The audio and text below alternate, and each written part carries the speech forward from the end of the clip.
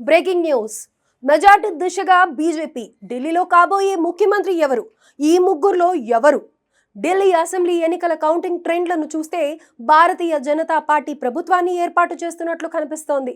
అదే సమయంలో కేజ్రీవాల్ నేతృత్వంలోని ఆప్ పార్టీ 30 దాటి పెరగడం లేదు. అధికారం చేపట్టాలంటే 36 సీట్లు గెలవాలి. బీజేపీ 43 సీట్లలో, ఆమ్ ఆద్మీ పార్టీ 27 స్థానాల్లో ఆధిక్యంలో ఉన్నాయి. ఢిల్లీ అసెంబ్లీ ఎన్నికల కౌంటింగ్ ట్రెండ్లను పరిశీలిస్తే 27 ఏళ్ల తర్వాత భారతీయ జనతా పార్టీ తిరిగి అధికారంలోకి వస్తున్నట్లు కనిపిస్తోంది. 2 గంటల కౌంటింగ్ తర్వాత ఎన్నికల కమిషన్ డేటా ప్రకారం 70 సీట్లలో బీజేపీ, 43 సీట్లలో ఆమ్ ఆద్మీ పార్టీ, ఆప్ 27 స్థానాల్లో ఆధిక్యంలో ఉన్నాయి. కాంగ్రెస్ పార్టీ మరోసారి రిక్త హస్తాలతో వెనుకబడి ఉంది. భారతీయ జనతా పార్టీ ఎన్నికల్లో గెలిస్తే ఆప్ పార్టీ తదుపరి ముఖ్యమంత్రి ఎవరు అనేది ఇప్పుడు హాట్ టాపిక్ గా మారింది. గత 27 సంవత్సరాలుగా ఢిల్లీలో బీజేపీ అధికారానికి దూరంగా ఉంది. అంతకుముందు 1993లో భారతీయ జనతా పార్టీ ఢిల్లీలో ప్రభుత్వాన్ని ఏర్పాటు చేసింది. అప్పుడు బీజేపీ 49 సీట్లు గెలుచుకుంది. 5 సంవత్సరాల కాలంలో 3 ముఖ్యమంత్రులు మారారు. చివరిసారిగా 1998లో సుష్మా స్వరాజ్ ముఖ్యమంత్రిగా ఉన్నారు. కానీ ఆమె ఈ పదవిలో 52 రోజులు మాత్రమే ఉండగలిగారు. కాగా ఢిల్లీలో కాబోయే ముఖ్యమంత్రి పదవికి 3 పేర్లు బలంగా వినిపిస్తున్నాయి. ఢిల్లీలో బీజేపీ విజయం సాధిస్తే ఆ పార్టీ ముఖ్య నేత మనోజ్ తివారీ అని ముఖ్యమంత్రి రేసులో ముందు వరుసలో ఉన్నారు. మనోజ్ తివారీ పర్వాంచల్ ప్రాంతానికి చెందిన ముఖ్య నాయకుడిగా ఉన్నారు. ఢిల్లీ బీజేపీ అధ్యక్షత బాధ్యతలను కూడా నిర్వహించారు. ఆయన 2 సార్లు ఎంపీగా ఉన్నారు. ఢిల్లీలో పూర్వాంచల్ ఓట్లను ఏకం చేయడంలో ముఖ్యమైన పాత్ర పోషించారు. ఇటీవల ఆయన మీడియాతో మాట్లాడుతూ ఎవరు ముఖ్యమంత్రి అయినా ఢిల్లీ సమగ్ర అభివృద్ధిని తీసుకువస్తానని అన్నారు. ఢిల్లీలో రోహిణి అసెంబ్లీ నియోజకవర్గం నుంచి బీజేపీ అభ్యర్థిగా పోటీ చేస్తున్న విజయేందర్ గుప్తా కూడా సీఎం అభ్యర్థిగా బరిలో ఉన్నారు. ఆయన బలమైన నాయకుడిగా పేరుగాంచారు. ఆమ్ ఆద్మీ పార్టీ వ్యతిరేకంగా ప్రతిపక్ష పాత్రను బాగా పోషించారు. పార్టీ కేడర్ అధిష్టానంలో ఆయనకు బలమైన పట్టు ఉందని భావిస్తున్నారు.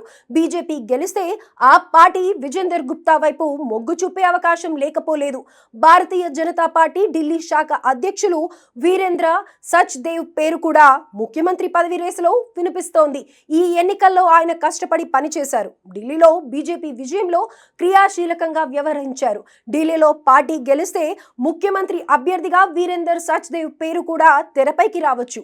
ఈ నేపథ్యంలోనే ఢిల్లీ అధ్యక్షుడు వీరేంద్ర సచ్దేవ్ మీడియాతో మాట్లాడుతూ ప్రజలు అవినీతికి వ్యతిరేకంగా అభివృద్ధి నమూనాను స్వీకరించినందుకు ఓటు వేశారన్నారు. ఫలితాలను చూస్తుంటే ఢిల్లీలో బీజేపీ ప్రభుత్వం ఖాయంగా కనిపిస్తుందన్నారు.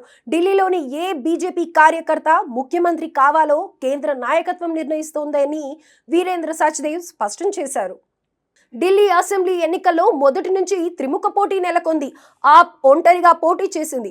ఆప్, బీజేపీ, కాంగ్రెస్ పార్టీల మధ్య త్రిముఖ పోటీ నెలకొంది.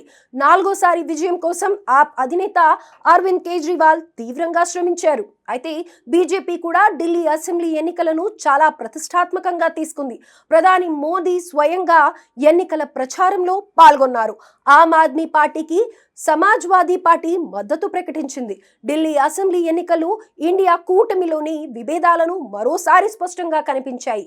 ఇప్పటికీ కూడా కాంగ్రెస్, ఆమ్ ఆద్మీ పార్టీ ఇంటి కూటమిలోనే ఉన్నాయి. అయినప్పటికీ ఢిల్లీ అసెంబ్లీలో ఎన్నికల్లో 2 పార్టీల మధ్య పొత్తు కుదరలేదు. అంతేకాదు ఎన్నికల ప్రచారంలో ఆప్ పై బీజేపీ నేతల కంటే ఎక్కువగా కాంగ్రెస్ నేతలు విమర్శలు చేశారు.